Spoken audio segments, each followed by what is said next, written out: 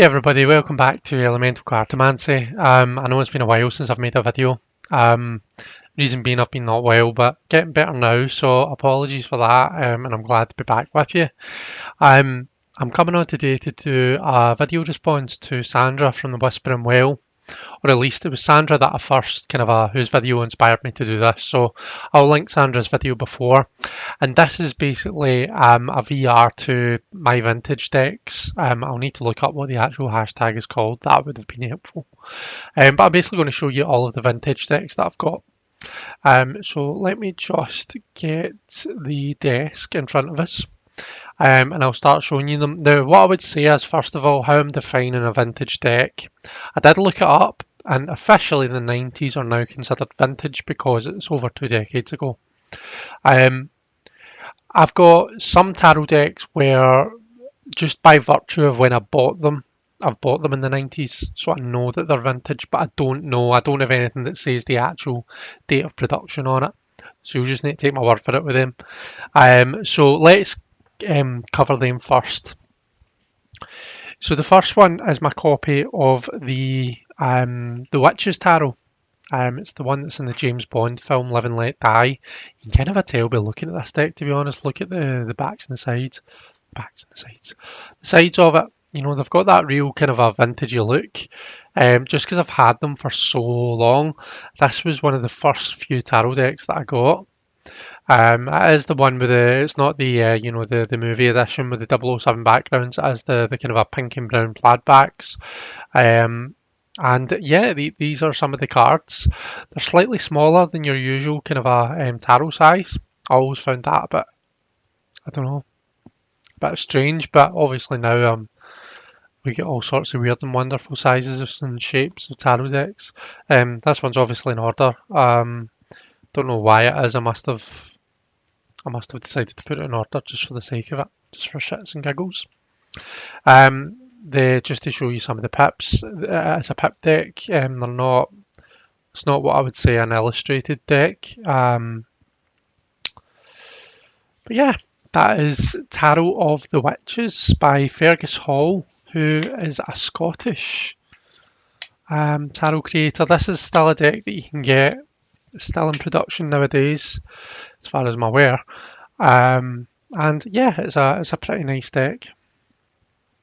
The next one I'm going to show you is my copy of the Thoth. Now, I bought my copy of the Thoth, like I say, a long time ago, late 90s. I just assumed that it was just, obviously an older version of it, but nothing special about it. And I trimmed it, I chopped the kind of a 3 of the sides off, and obviously I'm left with just the titles at the bottom. Now during Tarathon, I was using my Thoth deck, and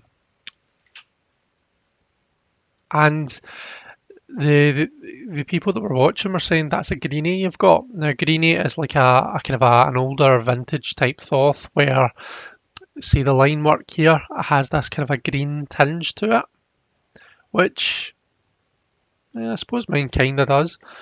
But yeah, I didn't realise until that point that there was anything special about my deck. But after they mentioned it, it did occur to me that the backs of my deck that were borderless, they didn't have that white border around them that you see if you were to buy this kind of a giant version of the Thoth just now. I think the backs tend to have like a white border around them. This didn't. So maybe it was a greenie, or maybe there was something particularly special about it. I'm not sure, but I do like it the way it is.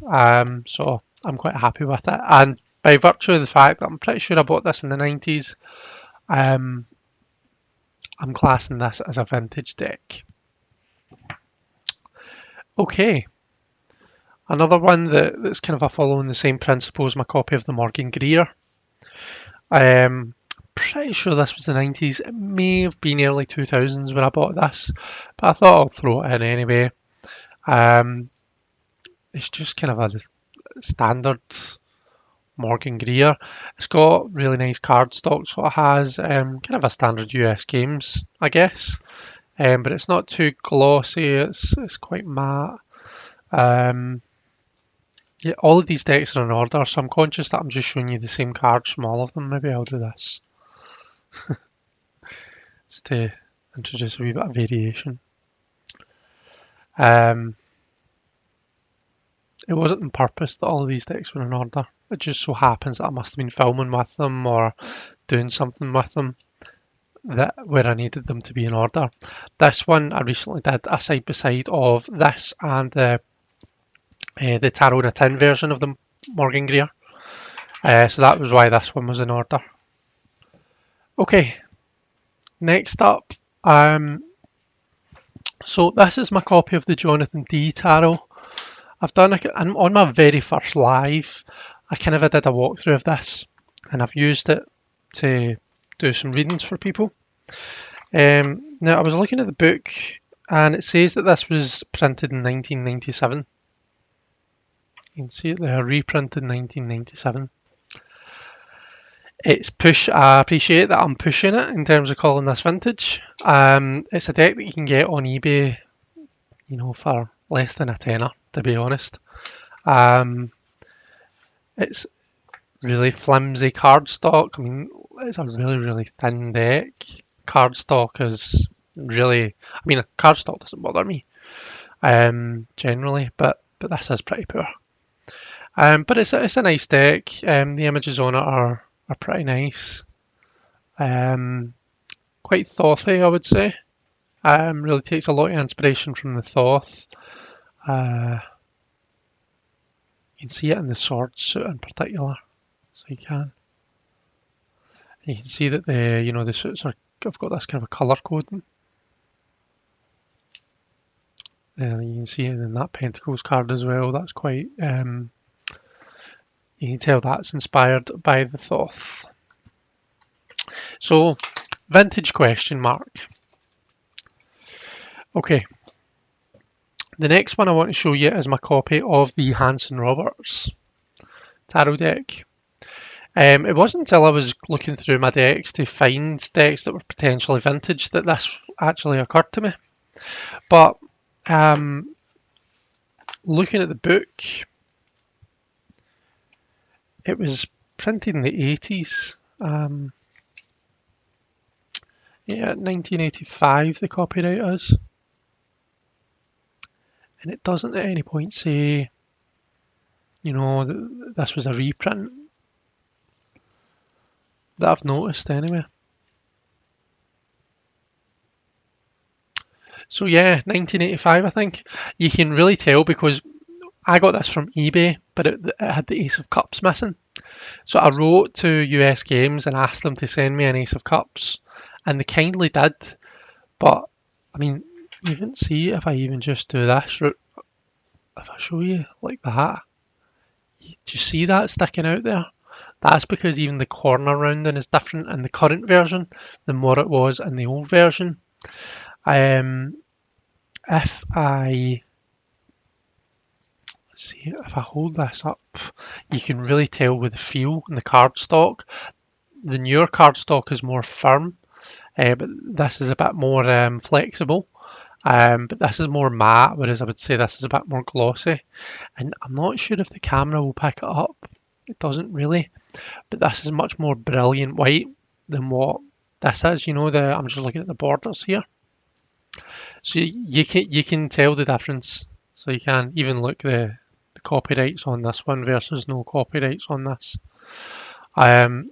So yeah, that's the difference between the two. But yeah, this is my version of the Hanson Roberts. If I'm honest, it's not a deck that really visually appeals to me that much, so it's not one that I find myself reaching for. But it does have a certain charm, and I suppose it'd be quite handy if I needed a smaller deck for whatever reason. So yeah.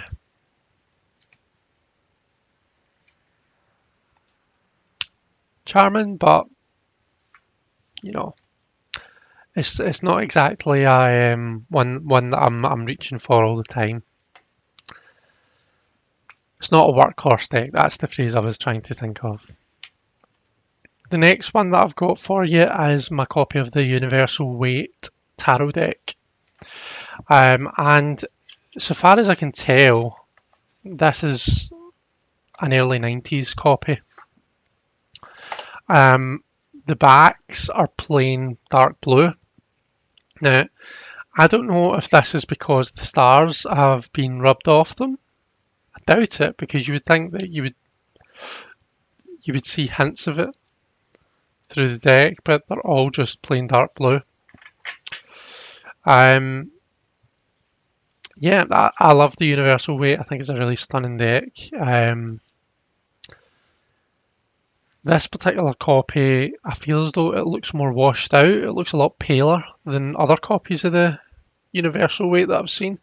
I don't know if that's to do with its age, or I don't know if that's to do with when it was made, that they made it in this particular way.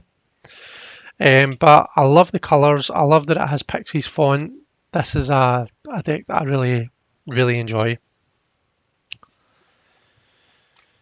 The next deck that I've got to share with you is my copy of the Witches Tarot, not to be confused with the first deck, the Tarot of the Witches. So this is the Ellen Cannon Reid and Martin Cannon Witches Tarot. This is the borderless version of it. I think I showed this when I helped Simon out with the Quarren streams. I had to think there. I think I showed this on one of them. I used to have a copy of so there was two versions of this. You could get a version that had a kind of a black border round it, and it had the titles down at the bottom on the black border. And then there's this, which is the kind of original edition. I just love the scenes on these cards. I think they're really well done. So looking at the little white book, when does it say this was made?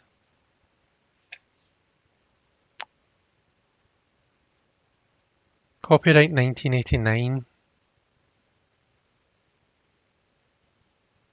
Then it does say 7th print in 2000, so I'm wondering, is that the year 2000 that this was printed?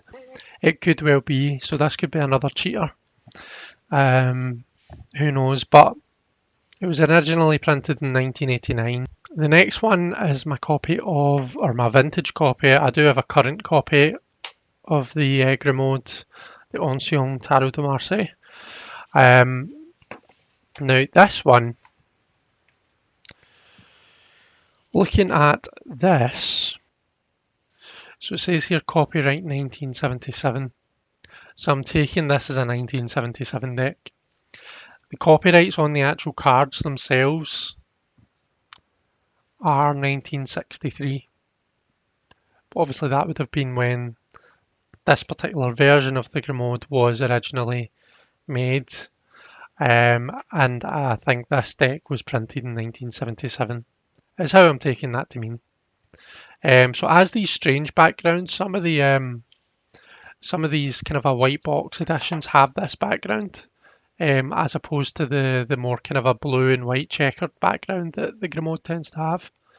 But my copy has the dual language, it's the English and the French titles. So that's the Ancien Tarot de Marseille, the BP Grimaud deck. The next one I've got to show you is the 1JJ. Now, when I look at, so this is obviously the kind of the set. It comes with a book. It has the kind of a spread sheet, and it has the deck itself. Now, I have actually done a walkthrough of this deck, but my video went wrong. My audio cut out at the end, and you can't hear me speaking when I'm doing the spread, and I keep meaning to fix it, but I've not done it yet. So that video is currently unlisted, and I need to fix it and re-upload it. But what I was going to say, so this comes kind of as an entity of its own with a little white book. And the little white book that I have says copyright 1970. Okay, and it's the kind of the two-part box with the gold bottom. So my understanding is that this would be an early 70s vintage copy of the deck. However, this is interesting for a geek like me anyway. When we look at the book, here it is here. So it says here copyright 1970, but then it lists all of these printings. The first printing in June 1970, right up to the ninth printing in January 1980. So my book appears to have been printed with the ninth printing in January 1980. Otherwise, why would it have all these dates on it? But I'm not sure whether my deck, therefore, is also a 1980 deck, or if this is almost a separate entity that would have been printed in 70 and then lobbed in with this set in 1980. So that's a bit of a mystery to me. I'm sure there'll be people out there that know for sure that will be able to advise me. But the cardstock's lovely. It's actually quite similar to your Blushing Fool, or your kind of a more vintage Smith Waite deck type cardstock is how I would compare it. So that's the 1JJ. I've got two more to share with you, so we are getting there.